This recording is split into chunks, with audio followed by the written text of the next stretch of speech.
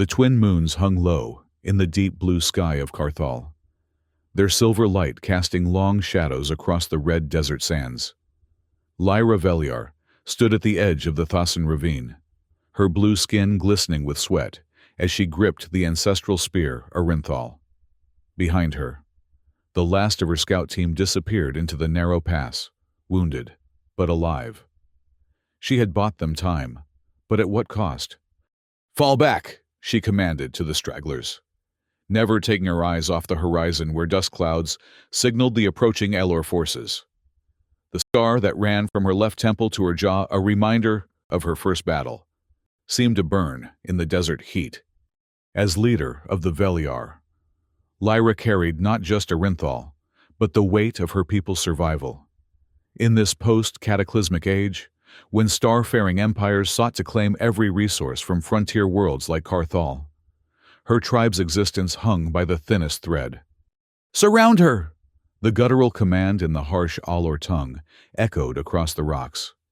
Commander Ormar, his metallic armor reflecting the moonlight, emerged from behind a boulder, flanked by 6 elite warriors. Lyra's heart sank. The ambush had been calculated. They had known precisely where her scouts would retreat. She raised Arinthal, its crystalline tip glowing with a faint, blue luminescence, the sacred spirit light that had protected her tribe for generations.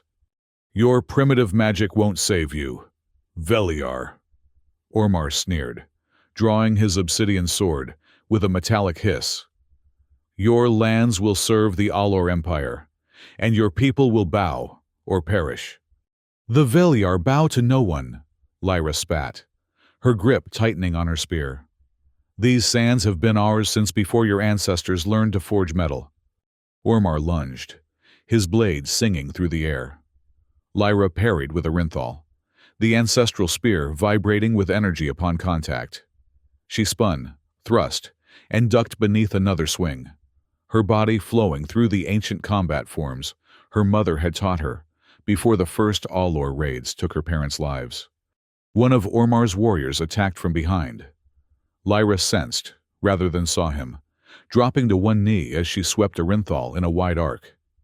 The spear's glowing tip caught the warrior across his legs, sending him tumbling to the sand. "You fight well," Ormar admitted, circling her. "But you are alone, and we are 7. The Allor closed in, forming a tight circle around her. Lyra's muscles burned with exhaustion, but she kept Arinthal moving, its light tracing blue patterns in the dusk air. For a moment, she allowed herself to imagine reaching the safety of the hidden Veliar fortress, seeing the elders' faces, reassuring young Kale that their scouts had returned. Her momentary distraction cost her dearly. Ormar's blade came down with terrible force. Lyra brought Arinthal up to block, and the world seemed to slow as the obsidian sword struck the ancestral spear's shaft. The sound that followed would haunt Lyra's dreams for years to come, a crystalline crack that echoed across the ravine. Arinthal, the spear that had been passed down through 20 generations of Veliar chieftains, that had never failed to protect her people, shattered in her hands. The sacred weapon split in two, its light flickering and dying. The broken shaft fell from Lyra's numb fingers, landing in the red sand with a soft thud. Silence fell across the battlefield. Even Ormar seemed momentarily stunned by what he had done. Then his face twisted into a triumphant smile. "The mighty Veliar," he mocked, reduced to clutching broken sticks. Lyra stared at the shattered remains of Arinthal, her people's most sacred relic. Without it, how could she channel the sacred spirit light? How could she protect her tribe? The weight of this loss crushed her more thoroughly than any physical blow. The Allor warriors closed in, weapons raised for the kill. Lyra gripped the broken shaft, determined to fight until her last breath. She might die here, but she would take as many of them with her as possible. As the first warrior lunged, a strange sound cut through the desert air, a whistling that grew louder with each passing second. Lyra and the Allor warriors alike paused, looking up. Something was falling from the sky, No, not something. Someone. A figure plummeted from the deepening blue above, descending at terrifying speed. Just before impact, a flash of silver light erupted, and the figure slammed into the midst of the Allor warriors with explosive force. Sand and bodies flew in all directions. Ormar was knocked backward, his obsidian sword spinning from his grasp. When the dust settled, a strange figure stood between Lyra and her enemies. It was humanoid, but unlike any species she had encountered on Carthal. Pale skin instead of blue, no facial ridges, hair the color of sand instead of the deep indigo of the Veliar. A human.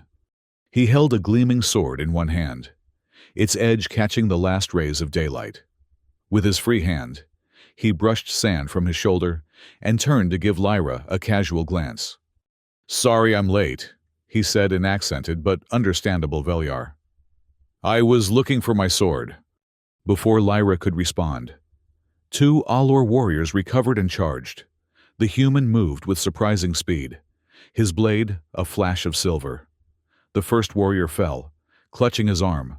The second retreated, blood streaming from a gash across his chest. "You might want to pick up that piece of your spear," the human called over his shoulder. "We'll need to leave quickly." Lyra snatched up both halves of Arinthal, fury and confusion warring within her. Who was this outsider? Why was he helping her? And how had he fallen from the sky? The human parried another attack, his movements fluid and confident. "Name's Rhett Calder," he said between strikes. "Mercenary, explorer, occasional falling object." He grinned, ducking beneath a swing from Ormar's recovered blade. "And you must be the guardian of Celestine." "Guardian of what?" Lyra had no time for riddles as she used the broken shaft of Arinthal to deflect a blow aimed at her side. "Celestine, the sword of the Old Covenant." Rhett kicked an Allor warrior in the chest, sending him sprawling. "The weapon that pairs with your spear. You know, the one everyone's been trying to find for the past century." Lyra had never heard of such a weapon, but this was hardly the time for a historical debate. "The ravine," she said, gesturing toward the narrow pass. "If we can reach it."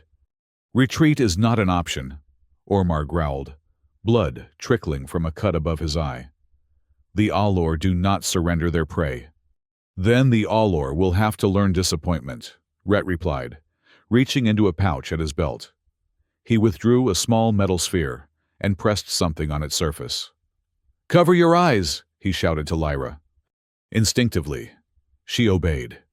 Even with her eyes closed, she sensed a brilliant flash of light. The Allor warriors cried out in pain and confusion. "Now!" Rhett grabbed her arm, pulling her toward the ravine entrance.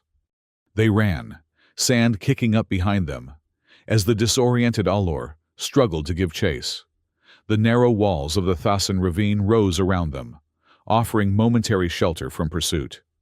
"Who are you?" Lyra demanded as they raced through the winding passage. "What do you want with the Veliar?" "Like I said, name's Rhett Calder," he replied, scanning the rock walls as they ran. "As for what I want, I was hoping to find the legendary guardian of Celestine. The markings on your armor match the emblem of the Old Covenant." Lyra glanced down at the intricate patterns etched into her breastplate, symbols passed down through generations, their original meaning largely forgotten. "These are tribal markings, nothing more," she said. "I've never heard of this Celestine or any Old Covenant." Rhett slowed, giving her a disbelieving look. "You're carrying Arinthal, yes. I recognize the spear even broken, but you don't know about its counterpart? The prophecies say they must be reunited." A distant shout echoed through the ravine. The Allor were recovering, organizing a pursuit. "We can debate ancient weapons later," Lyra said, increasing her pace. "For now, we need to reach the eastern ridge before they cut us off." Rhett nodded, falling into step beside her. "Fair enough. Though I have to say, I traveled across 17 star systems following rumors of Celestine, only to find its supposed guardian doesn't even know what it is." "I am not the guardian of anything now," Lyra replied bitterly, clutching the broken pieces of Orenthal. Except perhaps a useless relic. Not useless, Rhett said with surprising gentleness. Just incomplete. They ran in silence after that, navigating the treacherous twists of the ravine. Twice, they had to backtrack to avoid Allor patrols. Once, they nearly stumbled into a sand vortex, one of the many natural traps that made the Thassan ravine both a refuge and a danger. As the first of the twin moons climbed higher, they emerged onto a ledge overlooking a vast expanse of desert. In the distance, rocky spires rose like sentinels against the night sky. The Mal Mountains, Lyra said, pointing. My people are camped in a valley on the far side. If we can cross before dawn— Your people won't be safe for long, Rhett interrupted. Not with the Allor determined to capture you, and not with Orenthal broken. He gestured to the spear pieces she still carried.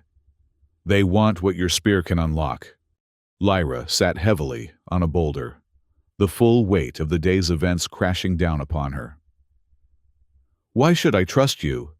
You appear from nowhere, claim knowledge of weapons I've never heard of, and expect me to believe you're here to help?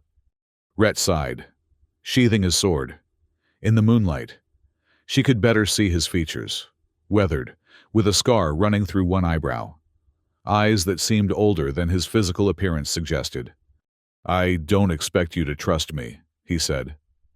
But right now, I'm the only ally you have who knows what's really at stake. He sat across from her, just out of arm's reach, a gesture that acknowledged her wariness. The Allor aren't just after your tribe's territory. They're after the power of the Void Gate. The what? The Void Gate, an ancient portal technology, created by whoever built the ruins scattered across your world. The Empire believes that Orenthal and Celestine together can activate it. Lyra stared at him. That's absurd. Orenthal was, a symbol of our tribe's connection to the sacred spirit light. A weapon, yes, but not a key to some portal. And yet the Allor were willing to ambush your scouts, risking war with the Veliar, just to get their hands on it. Rhett leaned forward. Think about it. Why would an empire with energy weapons and starships care about a tribal spear unless it had greater significance? Lyra had no answer for that. She looked down at the broken pieces of Orenthal, tracing her finger along the fractured crystalline core that ran through its center. The faintest blue glow still emanated from within, the last vestiges of the sacred spirit light. Even if what you say is true, she said finally, Orenthal is broken. Whatever power it once held is gone. Not gone, Rhett replied. Dormant.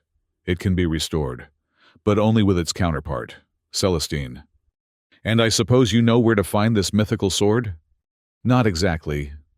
Rhett ran a hand through his sand-colored hair. But I know someone who might. There's a mystic who lives in the stone forest at the edge of the Mal Range. The locals call her Aelia.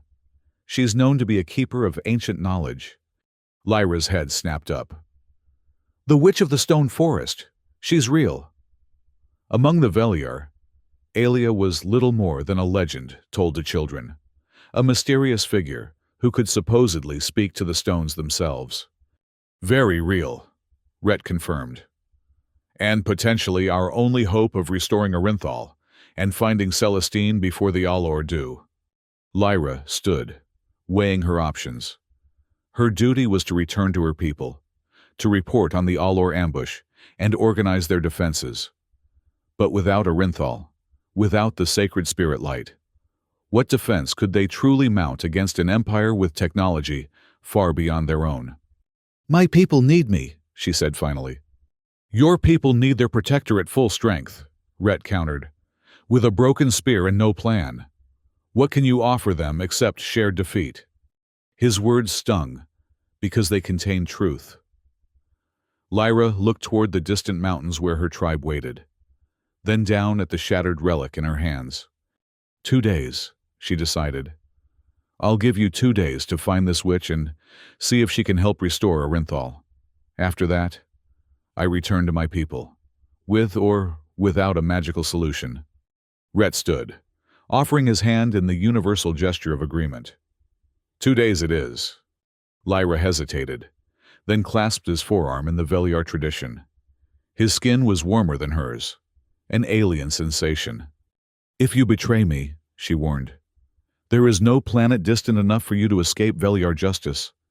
Rhett's mouth quirked in a half-smile. I'd expect nothing less. He gestured toward the stone spires visible on the horizon. Shall we? The stone forest awaits, and our Allor friends won't be far behind. As they set off across the moonlit desert, Lyra couldn't shake the feeling that she was walking away from everything she knew, and toward a destiny she couldn't begin to comprehend. But with each step, the broken pieces of Orinthal seemed to pulse with renewed energy, as if approving her choice. The night was long on Carthal, and the journey ahead longer still. The stone forest rose before them, like the skeletal remains of some massive beast. Pale rock formations twisting toward the sky in impossible configurations. By the time Lyra and Rhett reached its outer perimeter, the first sun was cresting the horizon, bathing the desert in amber light. We should rest, Lyra suggested, eyeing a shallow cave formed by two leaning rock pillars. The heat will be unbearable soon, and we've been moving all night. Rhett nodded, though his eyes never stopped scanning their surroundings. Good idea. The stone forest is disorienting even when you're well rested. In our current state, we'd likely walk in circles until we collapsed. They settled in the cave's meager shade. Lyra arranged the broken pieces of Orinthal beside her, unwilling to let them out of her sight even for a moment. She watched as Rhett produced a small container from his pack, extracting what appeared to be dried meat. Preserved rations, he explained, offering her a piece. Not particularly tasty, but they'll keep you going. Lyra accepted it warily. You came prepared for a long journey. I came prepared for any journey. Rhett took a bite of his own ration. When you've been abandoned in hostile territory as often as I have, you learn to pack for contingencies. Abandoned? Lyra couldn't help her curiosity. By whom? A shadow passed over Rhett's features. Former allies, comrades who decided the mission was more important than all team members returning. He gave a humorless smile. I was part of a mercenary unit, the Starfall Brigade. We took contracts throughout the outer systems. And they left you behind? On Vega 9, yes. A simple extraction mission turned complicated when our target revealed herself to be Allor intelligence. He absently traced the scar through his eyebrow.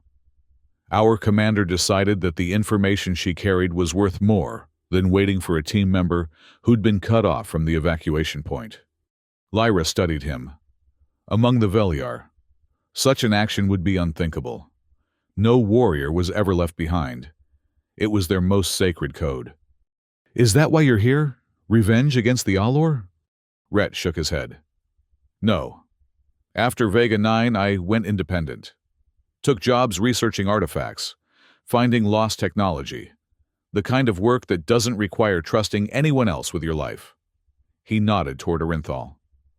I heard rumors about Celestine 3 standard years ago.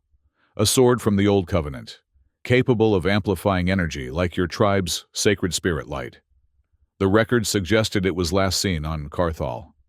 And you thought finding it would, what, make you rich, powerful? I thought finding it would give me a chance to make amends. Rhett's voice grew quiet. My sister was with me on Vega 9. She didn't make it out either. The confession hung between them, unexpected and raw. Lyra didn't know how to respond. Among her people, grief was a communal experience, shared and processed together. This solitary human carrying his pain across star systems seemed both admirable and deeply alien. I'm sorry, she said finally. Rhett shrugged, his moment of vulnerability passing. Ancient history now. The point is, Celestine is real, and if the legends are true, it's the only thing that can restore Orinthal and stop the Allure from activating the Void Gate. You still haven't explained what this Void Gate is or why it matters so much. Because I don't know exactly, Red admitted. The records are fragmented. What I do know is that thousands of years ago, a civilization far more advanced than either of ours built a network of portals throughout this sector. They used them for instantaneous travel between worlds, maybe even between galaxies. When that civilization fell, the portals went dormant. And the Allure want to reactivate them, Lyra concluded. Yes, but not just for travel. Some of the texts suggest the gates could be weaponized, turned into conduits for devastating energy. Imagine being able to strike any world, anywhere, without sending a single ship. Rhett's expression darkened. The Empire is always looking for more efficient ways to conquer. Lyra glanced at the broken spear beside her. And somehow Arenthal is connected to these gates. Arenthal and Celestine both. They're not just weapons, they're keys. Or at least, parts of a key. Rhett leaned back against the cave wall. That's where Aelia comes in. If anyone knows the truth behind the legends, it's her. Lyra wanted to ask more, but exhaustion was rapidly overtaking her. The adrenaline of battle and escape had finally worn off, leaving her limbs heavy and her mind foggy. Rest, Rhett said, seeming to sense her fatigue. I'll keep watch for the first shift. Under normal circumstances, Lyra would never sleep in the presence of a stranger, especially one as mysterious as Rhett called her. But these were far from normal circumstances, and her body's demands could not be ignored any longer. Wake me in 3 hours, she murmured, already drifting toward unconsciousness. And don't touch Arenthal. Wouldn't dream of it, was the last thing she heard before sleep claimed her. Lyra awoke to the sensation of movement nearby. She was on her feet in an instant, hand reaching for Arenthal before remembering its broken state. Easy, Rhett said, holding up his hands. Just me, changing position. The cave was darker now, the sun having moved past its zenith. Outside, heat waves distorted the view of the stone forest's deeper reaches. You let me sleep too long, Lyra accused, noting the shadow's length. You needed it. Rhett offered her a water container. Besides, we couldn't move in the midday heat anyway. Lyra drank, then gathered the pieces of Arenthal. We should go. The stone forest is treacherous after dark. The rock formations all look the same, and it's easy to become disoriented. Lead on, then. You know this terrain better than I do. They ventured deeper into the maze of stone pillars and arches, the rocky ground gradually giving way to patches of crystalline sand that crunched beneath their feet. The formations grew stranger the further they went. Rocks that seemed to defy gravity, balanced on impossibly thin points.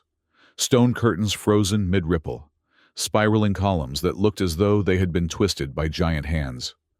How does anyone live here? Rhett wondered aloud, ducking beneath a stone arch. Legend says Aelia doesn't exactly live here, Lyra replied. It's said she becomes part of the forest itself, merging with the stone when she wishes to remain hidden. Rhett arched an eyebrow.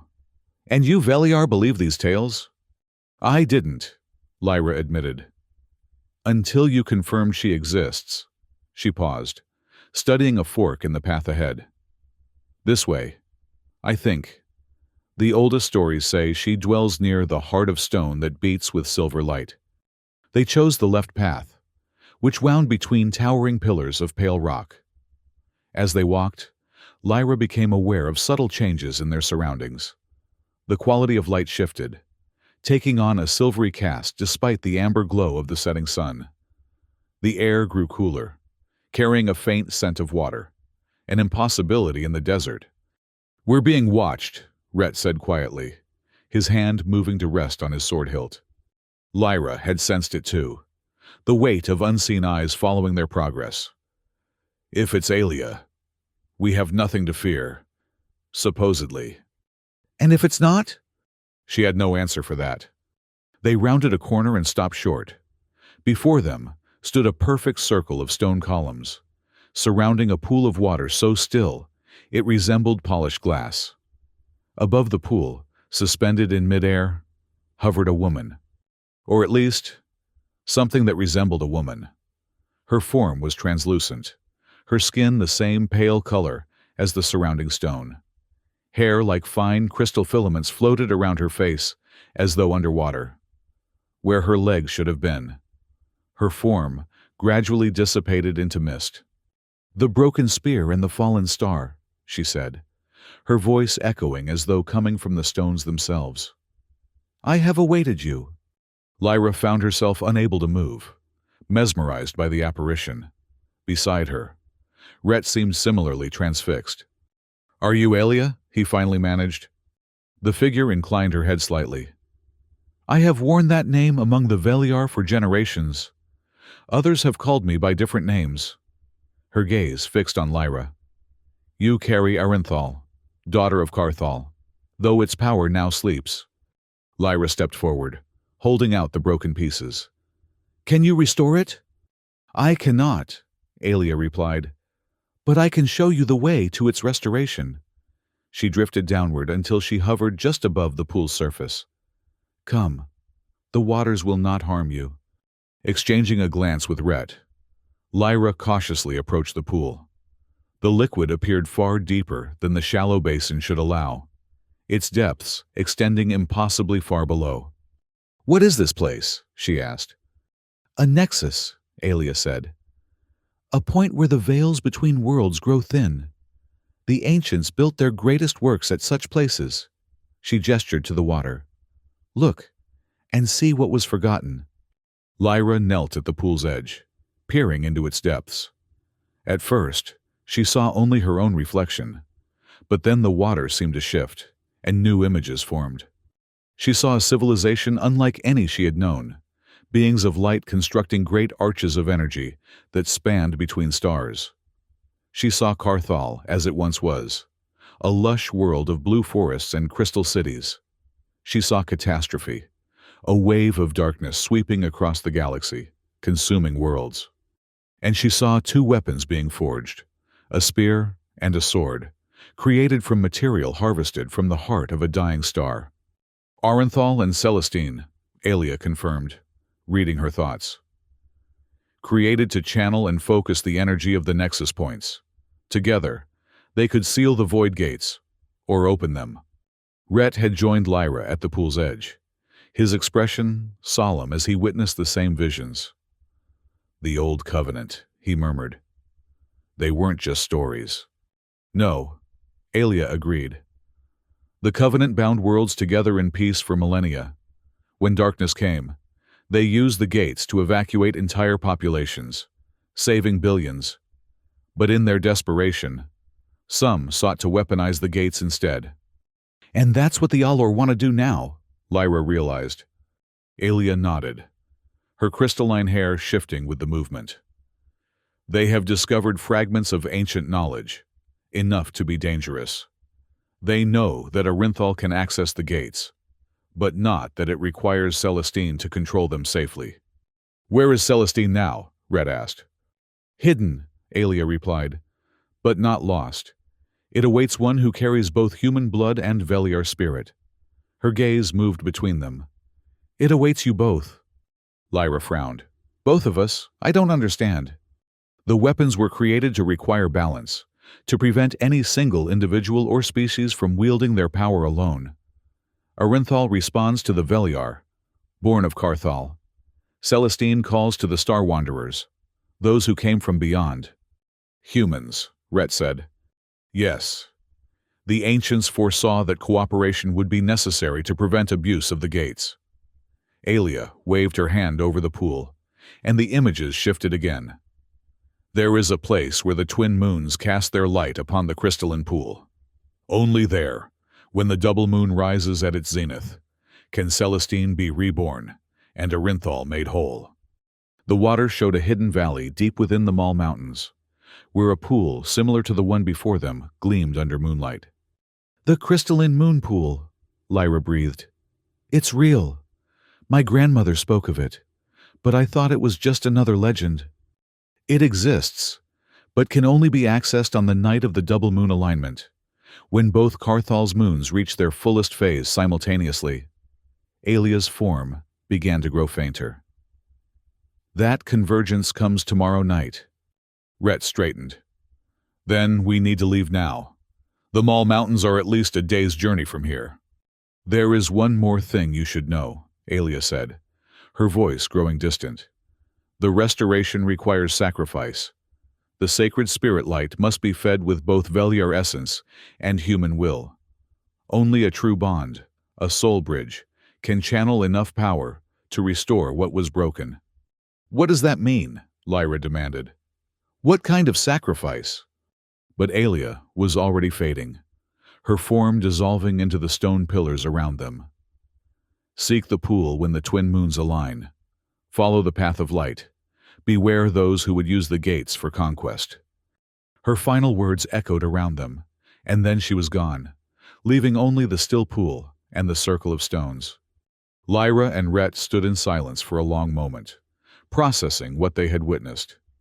A soul bridge, Rhett finally said. That sounds intense. And vague, Lyra added. Typical mystic, providing just enough information to be cryptic. Despite her skepticism, Lyra felt a renewed sense of purpose. The visions in the pool had confirmed what Rhett had told her about the void gates and the dangers they posed. More importantly, they had shown her that Arinthal could be restored. We should go, she said, carefully rewrapping the broken spear pieces. If the crystalline moon pool only appears during the double moon, we have less than a day to find it. Rhett nodded, but his expression remained troubled. This soul bridge business concerns me. In my experience, ancient rituals requiring sacrifice rarely end well for the participants. We'll deal with that when we reach the pool, Lyra replied, though she shared his concern. For now, our priority is getting there ahead of the Allor. They left the stone circle, navigating back through the twisting paths of the stone forest. The visions from the pool lingered in Lyra's mind, especially the images of Carthal as it once was, vibrant and alive. What would her world be like now if the ancients had never fallen? If the void gates had never been sealed? As they emerged from the stone forest into the open desert, the twin moons were rising, growing visibly fuller than they had been the previous night. Tomorrow, they would reach perfect alignment, the rare double moon that occurred only once every 60 cycles. The Mall Mountains lie to the east, Lyra said, pointing toward the jagged silhouette on the horizon. If we travel through the night, we can reach the foothills by morning. Rhett surveyed the terrain ahead. And you know where to find this crystalline moon pool once we're in the mountains? Not exactly, Lyra admitted. But Alia said to follow the path of light. I assume that will become clear when the moons are at their zenith. Let's hope so. Rhett adjusted his pack. Otherwise, we'll have a very angry empire to deal with and nothing to show for our trouble. They set off across the desert, maintaining a steady pace that ate up the miles without exhausting them completely. Lyra found herself studying her companion as they walked. There was more to this human than he had initially revealed, a depth of purpose beyond mere treasure hunting. You said you were looking for Celestine to make amends, she said, after they had been walking for some time. Amends for what? Rhett's stride faltered slightly before he recovered. For failing to protect someone I was responsible for. He kept his eyes fixed on the horizon. My sister, Mara. She was barely 20 when she joined the Starfall Brigade, following in my footsteps. I promised our parents I'd keep her safe. What happened on Vega 9? We were sent to extract an intelligence operative who'd been deep undercover in Allor territory. The mission went sideways when we discovered she'd been compromised. During the firefight, Mara and I got separated from the main group. His voice grew tight. The commander made the call to evacuate with the intelligence asset. Said they'd send a second team for us. That team never came. And your sister? Died in my arms 3 days later. Infection from an energy weapon wound. Rhett's hand unconsciously moved to the pouch at his belt, where he kept his rations. Before she died, she made me promise to find meaning again, to stop drifting and find something worth fighting for. The raw pain in his voice silenced any further questions Lyra might have had. They walked on as the night deepened around them, each lost in their own thoughts. The sound came without warning, a high-pitched whine cutting through the desert air. Rhett tackled Lyra to the ground, just as an energy blast scorched the sand where she had been standing. "Allor scouts!" he hissed, drawing his sword. Lyra rolled to her feet, clutching the wrapped pieces of Orinthal. In the distance, she could make out the silhouettes of 3 hovering vehicles, lightweight skimmers used by Allor reconnaissance units. "They must have followed our trail from the stone forest," she said. "Or they've been searching the area for the crystalline moon pool themselves." Rhett pointed to a nearby dune. "If we can reach that ridge, we might be able to outflank them." Another energy blast struck near their position, sending up a spray of superheated sand. The skimmers were closing fast, their engines growing louder. "No time," Lyra decided. "We need to split up, create confusion." She nodded toward a cluster of rock formations to their right. "Meet me there if you can." Before Rhett could protest, she darted away, zigzagging to make herself a difficult target. 2 of the skimmers immediately gave chase, their pilots focusing on the Veliar carrying the broken spear. Lyra pushed her body to its limits, her blue skin blending with the shadows as she ran. The skimmers were faster in open terrain, but less maneuverable. If she could reach the rocky ground ahead, she might stand a chance. An energy blast struck just behind her, the concussive force throwing her forward. She tumbled across the sand, somehow managing to keep her grip on Orinthal's pieces. Pain lanced through her shoulder, where she had landed awkwardly. The skimmers circled overhead, their searchlights sweeping the ground. Lyra pressed herself against a boulder, trying to control her breathing. She was exposed, with no clear path to the rendezvous point. A sudden explosion lit up the night. One of the skimmers erupted in flames, spiraling toward the desert floor. The other veered off, its pilot momentarily disoriented. In the confusion, Lyra sprinted for the rocks. She reached their shelter just as another explosion echoed across the desert, the second skimmer going down. "That evens the odds." Rhett's voice came from behind a nearby boulder. He emerged from the shadows, a small launcher in his hands. "Compact EMP charges," he explained, noting her surprise. "Disables their engines. They'll survive the crash, but they won't be following us anytime soon." "What about the third skimmer?" "Retreated, but it won't be gone for long. They'll call for reinforcements." Rhett stowed the launcher in his pack. "We need to move quickly. The mountains are still several hours away." They continued eastward, maintaining a punishing pace. The twin moons climbed higher, their combined light turning the desert into a silver landscape. By the time the first hints of dawn appeared on the horizon, the foothills of the Mall Mountains loomed before them.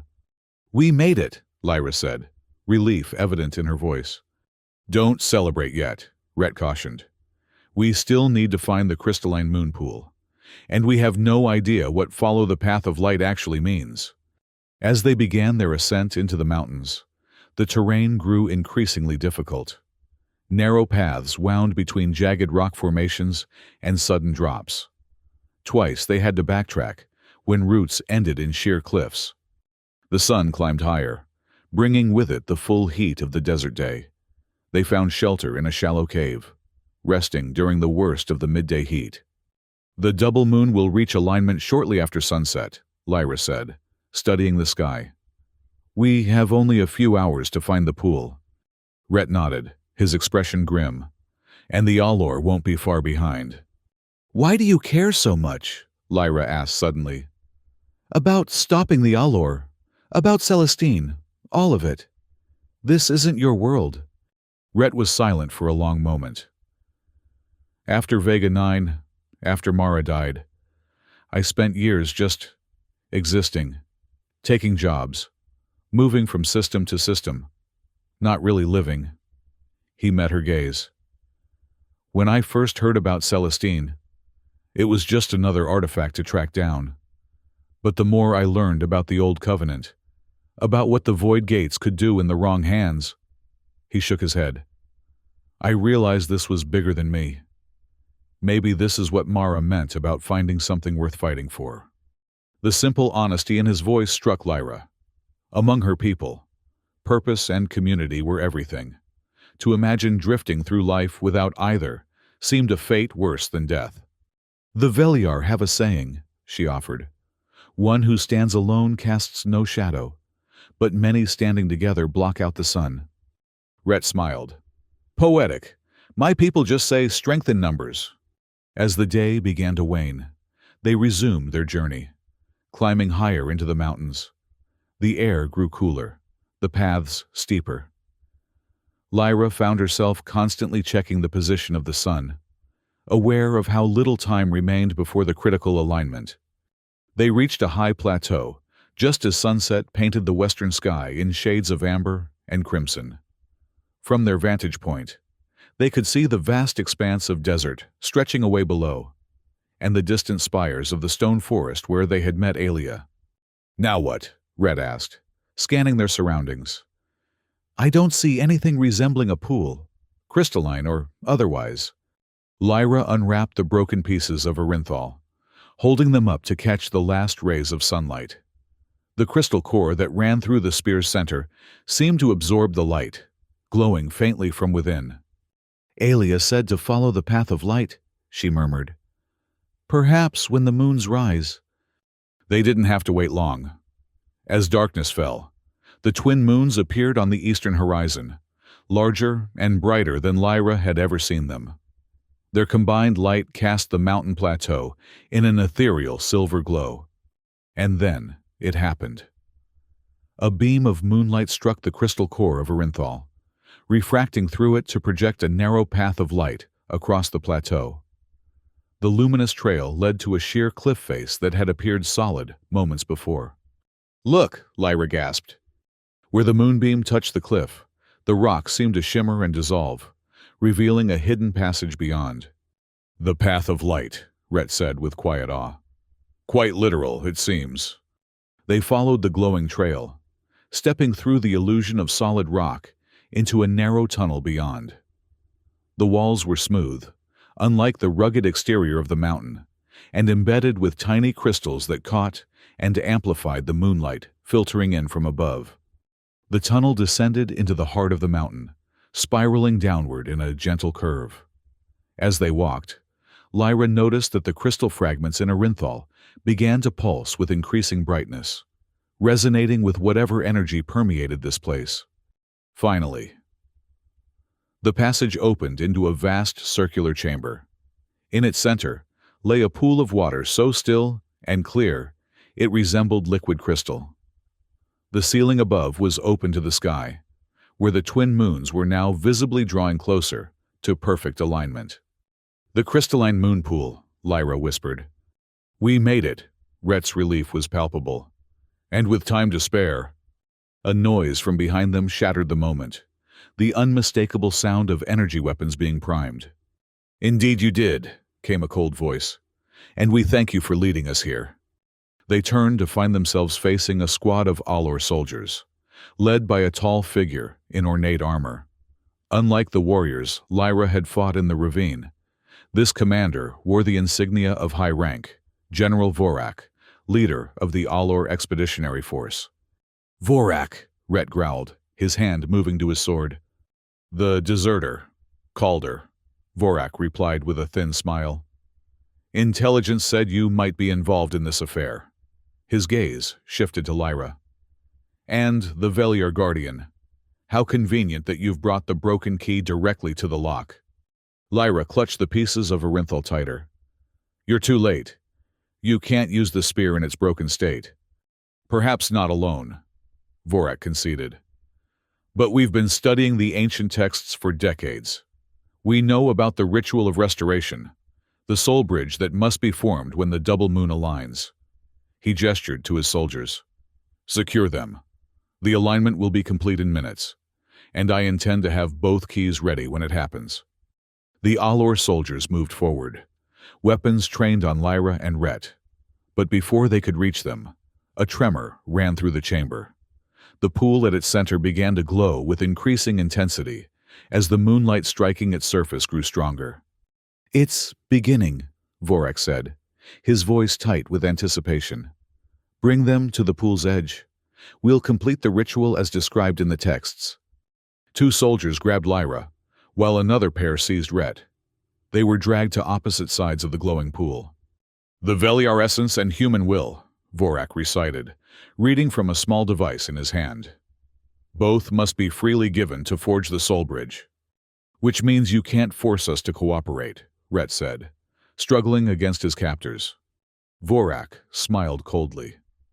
"Can't I?" He nodded to one of his soldiers, who pressed an energy blade against Lyra's throat. "The ritual requires a willing sacrifice from one of you. The other can be persuaded." Above them, the twin moons drew into perfect alignment. Their combined light, focused through the chamber's ceiling, struck the pool with blinding intensity. The water began to churn, no longer mirror still, but alive with energy. "Place the spear fragments in the pool," Vorak commanded. When Lyra hesitated, the soldier pressed the blade harder against her skin. With no choice, she knelt and placed the broken pieces of Orinthal at the pool's edge, where the water lapped at the crystalline core. "Now," Vorak said, "we wait for Celestine to reveal itself." As if in response to his words, the pool's churning increased. From its depths, a shape began to emerge, the hilt of a sword, rising slowly through the water. Its blade gleamed with the same blue-white energy that had once flowed through Orinthal. "Celestine," Rhett whispered. The sword continued to rise until it hovered just above the pool's surface, suspended in a column of light. Opposite it, the fragments of Orinthal began to glow with matching intensity. "Perfect," Vorak breathed. The texts were correct. Now, to complete the ritual, he turned to Lyra. "The Veliar must offer her essence, blood of the native world, and the human."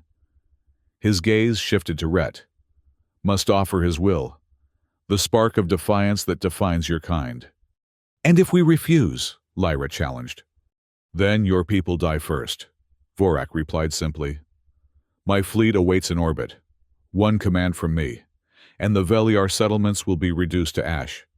Lyra exchanged a glance with Rhett across the pool. She could see the calculation in his eyes, the same thoughts that ran through her own mind. If they refused to complete the ritual, their people would suffer. If they complied, they might give the Allor access to a weapon of unimaginable power. But there was a third option, one that depended on what Aelia had told them about balance and cooperation. "I'll do it," Lyra said, her voice steady. "I'll offer my essence to the pool." Vorak smiled triumphantly. "A wise choice." He turned to Rhett. "And you, deserter? Will you offer your will to save her people?" Rhett's jaw tightened. "I will." "Excellent." Vorak gestured to his soldiers. "Release them, but be ready. If either attempts anything beyond the ritual, kill the other immediately." The soldiers stepped back, keeping their weapons trained on the prisoners. Lyra knelt beside the pool, facing the floating sword. Across from her, Rhett knelt opposite, the broken pieces of Orinthal between them. "When the alignment reaches its peak," Vorak instructed, "the Veliar must touch the water with her blood, and the human must reach for Celestine. The soul bridge will form between you, channeling the energy needed to restore Orinthal and fully awaken Celestine." Above them, the moons reached perfect alignment, their combined light intensifying to an almost painful brightness. The chamber filled with a high-pitched hum as energy built within the pool. Lyra drew a small blade from her boot, one the Allor soldiers had overlooked. She pricked her palm, allowing several drops of her blue blood to fall into the glowing water. The pool's surface rippled, its light shifting from silver to blue. Across from her, Rhett extended his hand toward the floating sword, his expression resolute. "Now!" Vorak commanded. Lyra placed the broken shaft of Orinthal into the energized water. At the same moment, Rhett's fingers closed around Celestine's hilt. The chamber exploded with light. A column of blue-white energy erupted from the pool, enveloping both Lyra and Rhett. Within that radiance, Lyra felt a connection forming, a bridge between her consciousness and Rhett's. She could sense his determination, his regret over his sister, his desperate hope that they were doing the right thing. And she knew he could feel her thoughts as well, her love for her people, her duty as their protector, her fear of failure. The soul bridge. Through this connection, energy flowed from the pool into Orinthal, from Celestine into Rhett, from Rhett to Lyra, and back again in an ever-strengthening circuit. The broken pieces of the spear rose from the water, drawing together as the fractures mended themselves. "Yes," Vorak exulted. "It's working!" But something was happening that the Allor General hadn't anticipated.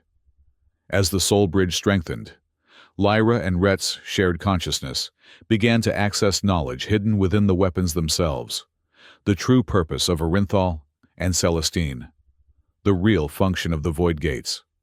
Not conquest, protection. With a synchronized movement, neither of them had planned. Lyra and Rhett brought the restored Orinthal and the awakened Celestine together. The weapons touched, and a shockwave of pure energy exploded outward. The Allor soldiers were thrown backward, their weapons flying from their hands. Vorak alone remained standing, protected by his advanced armor. But even he staggered under the force of the blast. "What are you doing?" he shouted. "Stop them!" But it was too late. The soul bridge had given Lyra and Rhett access to the full power of the ancient weapons. Together, they raised Orinthal and Celestine toward the aligned moons above.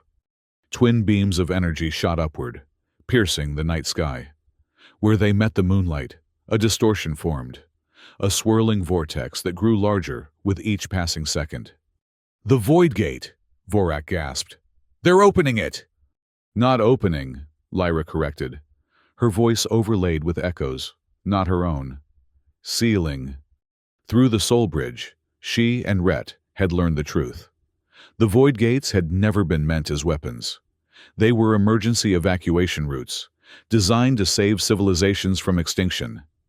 The ancients had created Orinthal and Celestine not to open the gates permanently, but to seal them against misuse, to ensure that only those who understood balance and cooperation could access their power. The vortex above them pulsed with energy, drawing in the ambient power that had leaked from the damaged gates for centuries. Lyra could feel the strain on her body as she helped channel this immense force. But Rhett's presence in her mind gave her strength to continue. Vorak, realizing his plans were unraveling, charged toward them with a roar of fury. Energy crackled around his armored form as he drew his command blade. Without breaking their concentration on the gate above, Lyra and Rhett swung their weapons in perfect unison. Orinthal and Celestine met Vorak's blade in midair, and the general's weapon shattered like glass. The backlash of energy engulfed Vorak and his remaining soldiers. They froze in place, their forms gradually becoming transparent as the energy of the Void Gate pulled at them. "No!" Vorak's voice grew distant. "This isn't possible!" His protest faded as he and his troops were drawn into the swirling vortex above. Not killed, but displaced, trapped in the space between gates until the ancients' failsafes could properly process their intrusion. The chamber grew quiet, save for the hum of energy flowing through Orinthal and Celestine. Lyra and Rhett maintained their position, allowing the weapons to complete the sealing process. Through their shared consciousness, they could sense the Void Gates across Carthal stabilizing. Their dangerous leakage of energy halted. Finally, the vortex closed. The twin moons began to drift apart, their alignment broken. The glow from the pool subsided, returning to a gentle luminescence. Exhausted, Lyra and Rhett lowered their weapons. As they did, the soul bridge between them gradually faded, though not completely. A thread of connection remained, a permanent link forged in the crucible of shared purpose. "We did it," Rhett said, his voice hoarse. Lyra nodded, too drained to speak. She looked down at Orenthal, now fully restored. The spear gleamed with renewed power, its crystal core pulsing with steady blue light. Across from her, Celestine shimmered with the same energy, the sword's ancient metal absorbing and reflecting the moonlight. "The Celestial Spear," she finally said, giving Orenthal its true name, as revealed through the soul bridge. "And the Stellar Blade. Created not to destroy," Red added, "but to protect." They made their way out of the chamber, following the tunnel back to the mountain plateau. The night was waning, dawn approaching on the eastern horizon. From their vantage point, they could see the vast expanse of desert stretching away below, peaceful under the fading moonlight. "What happens now?" Red asked, sheathing Celestine at his side. Lyra considered the question. Through the remnants of the soul bridge, she could sense that the void gates were secure, at least for now. Vorak and his soldiers were contained, though not permanently. The Allor Empire would eventually send others to investigate their disappearance. "My people need to know what happened here," she said. "They need to understand the true purpose of Orenthal, of the Celestial Spear, and the responsibility it carries." "And what of Celestine?" Rhett rested his hand on the sword's hilt. "According to what we learned, it shouldn't be separated from Orenthal again. Then perhaps its bearer shouldn't be separated from the spear's guardian either." The implication hung between them, weighted with possibility. The faint connection of the soul bridge thrummed with shared understanding. "Your people might not welcome an outsider," Rhett pointed out. "They will when they learn what we've accomplished together." Lyra smiled faintly. "Besides, the ancients knew what they were doing when they designed the weapons to require cooperation between our kinds. Perhaps it's time the Veliar remembered that lesson." As the first light of dawn broke over the mountains, they began their descent. The restored Orenthal and the awakened Celestine guiding their path with gentle, blue luminescence. The journey back to the Veliar settlement would be long, but for the first time since Ormar had shattered her spear, Lyra felt hope for her people's future. And for the first time since losing his sister, Rhett felt he had found something truly worth fighting for.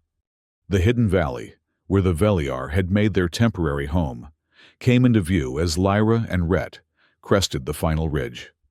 Nestled between towering red stone cliffs, the settlement was a marvel of adaptation. Dwellings carved into the rock face, suspended bridges connecting different levels, gardens thriving in the shelter of overhanging cliffs where precious water collected. "Home," Lyra said, her voice thick with emotion. It had been just 3 days since she'd left to lead the scouting mission, but it felt like a lifetime. Rhett surveyed the settlement with obvious admiration. "Your people have built something remarkable here. We've had to adapt. The Allor pushed us from our traditional lands generations ago." She gripped Orenthal, the restored spear gleaming in the afternoon sun. "Perhaps now, we can begin to reclaim what was lost." As they approached the settlement's outer perimeter, watchful eyes spotted them. A horn sounded, 3 short blasts, the signal for returning allies. Figures appeared on the defensive parapets, blue skin catching the sunlight. "Lyra!" A young Veliar broke from the defensive line, racing toward them. It was Kale, the youngest of the tribal scouts, his face alight with joy and disbelief. "You're alive! When the others returned without you, Edwin said we should prepare for the worst." "It will take more than an Allor ambush to keep me from returning," Lyra replied, embracing the youth briefly before stepping back. "Where is Edwin? I must speak with the council immediately." Kale's eyes widened as he noticed Orenthal, whole and pulsing with renewed energy. "Your spear! It was broken. The scouts told us. How did you—" His gaze shifted to Rhett, noticing the human for the first time. His hand moved instinctively to the knife at his belt. "He's with me," Lyra said firmly. "This is Rhett Calder. Without him, I would not have returned, nor would Orenthal have been restored." Kale looked unconvinced, but nodded reluctantly. "Edwan has called the council. They meet now to discuss our response to the Allor threat." He gestured toward a large structure near the center of the settlement. "I'll take you to them." As they walked through the settlement, Veliar stopped their work to stare at the returning warrior and her strange companion. Whispers followed them, some of awe at the sight of the restored Orenthal, others of suspicion directed at Rhett. The council chamber was a circular room carved directly into the cliff face, illuminated by crystalline light fixtures that captured and amplified the sun's rays. 7 elders sat in a semicircle, deep in discussion. At their center was Edwan, the oldest and most respected of the Veliar leaders. His head snapped up as Lyra entered, his ancient eyes widening in surprise. "By the sacred spirit light," he breathed, "you return to us." "I do," Lyra confirmed, stepping forward. "And I bring news that will change the course of our people's future." Edwan's gaze moved from Lyra to Rhett, then to the restored Orenthal and the sword at Rhett's side. His expression hardened. "You bring an outsider into our most sacred chamber? And what is that weapon he carries?" "This is Rhett Calder," Lyra said, keeping her voice steady despite the elder's disapproval. "He saved my life when Orenthal was broken and helped me restore it to its true purpose. And the weapon he carries is Celestine, what our ancestors called the Stellar Blade, counterpart to the Celestial Spear." Murmurs rippled through the council. One of the younger elders leaned forward. "These are names from our oldest legends. Are you saying they are real?" "More than real," Lyra replied. "They are our legacy and our responsibility." She stepped to the center of the chamber, placing Orenthal upright before her. Its blue glow intensified, casting patterns of light across the stone walls. "I ask the council's permission to share what we have learned." Edwan studied her for a long moment, then nodded slowly. "Speak, daughter of Carthal. We will hear your tale." For the next hour, Lyra recounted their journey. The ambush in the Thassan ravine, Rhett's timely arrival, their meeting with Aelia, and the revelation at the crystalline moon pool. She explained the true nature of the Void Gates and the original purpose of Orenthal and Celestine. Throughout her account, Rhett remained silent, allowing her to address her people in their own way. When she described the Soul Bridge and how it had allowed them to seal the Void Gates and banish Vorak and his soldiers, the council chamber grew utterly still. "You formed a Soul Bridge with this human." Edwan's voice carried both awe and concern. "Such a connection is spoken of only in our most sacred texts. It binds two beings in ways that transcend physical existence." "It does," Lyra acknowledged. "And it was necessary. The weapons were designed to require both Veliar essence and human will to function properly, a safeguard against either race, using their power alone." "Wise ancients," one of the female elders commented. "They understood that power shared is power controlled." Edwan rose from his seat, approaching Lyra and Rhett. Despite his advanced age, he moved with the dignity of a warrior who had led his people through countless trials. He studied Orenthal, then Celestine, his expression unreadable. "May I?" he asked, gesturing toward the spear. Lyra nodded, stepping aside. Edwan placed his hand on Orenthal's shaft, closing his eyes as if communing with the weapon. After a moment, he looked up, his expression transformed. "It speaks the truth," he announced to the council. "I can feel the change in it, the restoration of its original purpose." He turned to Rhett. "And you, Star Wanderer, what do you seek from the Veliar in return for your assistance?" Rhett met the elder's gaze steadily. "I seek nothing for myself. The knowledge that the Void Gates are secured against misuse is reward enough."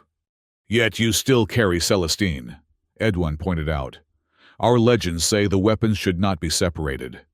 They shouldn't, Rhett agreed. Which is why I offer my service to the Veliar for as long as the spear and sword are needed to protect Carthal. His offer clearly surprised the council. Veliar tradition was insular. Outsiders were tolerated as occasional trading partners, but never integrated into tribal life. This is unprecedented, one of the elders protested. As is everything about our current situation, Lyra countered. The Allor Empire knows of the Void Gates now. Vorak's disappearance will only delay their interest, not end it. We need every advantage we can muster to protect our world. Edwin returned to his seat, his expression thoughtful. The council will deliberate on this matter. In the meantime, he looked to Lyra. You should rest. You have accomplished much and endured more. There is one more thing, Lyra said. When we sealed the Void Gates, something happened to the energy they had been leaking into our world. It was redirected, somehow. I believe we may find changes in the desert regions where the ancients built their structures. What kind of changes? Edwin asked. Life. Rhett spoke for the first time since entering the chamber. The energy that was being wasted can now nurture the land as it was meant to do. The texts we accessed through the Soul Bridge suggested that Carthal was once verdant, before the gates began to drain its vitality. This revelation sent another wave of murmurs through the council. For generations, the Veliar had struggled to survive in the harsh desert environment, never imagining it could be otherwise. If this is true, Edwin said, it would transform our existence. He rose again, this time addressing both Lyra and Rhett. Go now and rest. We will summon you when our deliberations are complete. They were escorted to a dwelling near the edge of the settlement, a small but comfortable space carved into the living rock. After the intensity of the past days, the simple comfort of clean water and soft sleeping pallets seemed like unimaginable luxury. Your council seems skeptical, Rhett observed as they settled in. They have reason to be, Lyra replied. Our history with outsiders has rarely ended well for us. She set Arinthal carefully against the wall, its gentle glow providing soft illumination. But they will come to understand what we discovered, that isolation is not the path to survival. And the Soul Bridge? Rhett asked quietly. You didn't tell them that it's permanent. Lyra met his gaze. The connection between them had settled into a background awareness, not the overwhelming shared consciousness they had experienced at the crystalline moon pool, but a subtle link that allowed each to sense the other's presence and general emotional state. Some things are best demonstrated rather than explained, she said. When they see how Arinthal and Celestine work together, they'll understand. They rested through the remainder of the day and into the evening. As night fell, a young Veliar messenger arrived to summon them back to the council chamber. The mood had shifted during their absence. Where before, there had been skepticism and wariness. Now Lyra sensed anticipation and a cautious hope. We have reached our decision, Edwin announced, as they stood before the council once more. But first, there is something you should see. He led them from the chamber and up a series of carved staircases to the highest point of the settlement, a flat outcropping that overlooked the vast desert beyond. From this vantage point, the view was breathtaking. The twin moons, now past their perfect alignment but still nearly full, cast their silver light across the landscape. And what a landscape it had become!